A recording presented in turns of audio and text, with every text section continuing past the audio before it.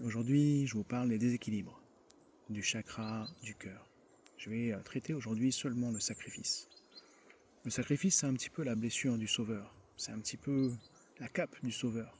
C'est-à-dire qu'on va placer l'intérêt de tous les autres autour de nous, avant notre propre intérêt.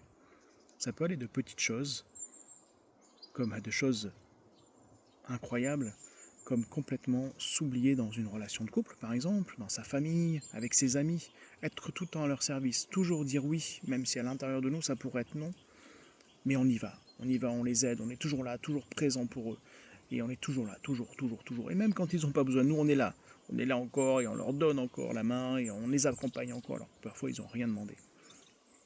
Qu'est-ce qui se cache derrière ça? Déjà, est-ce que c'est normal ou pas? Est-ce que c'est sain ou c'est pas sain? Qu'est-ce que ça déclenche? On est à la recherche de quelque chose qui nous manque, tout simplement. L'amour de nous-mêmes.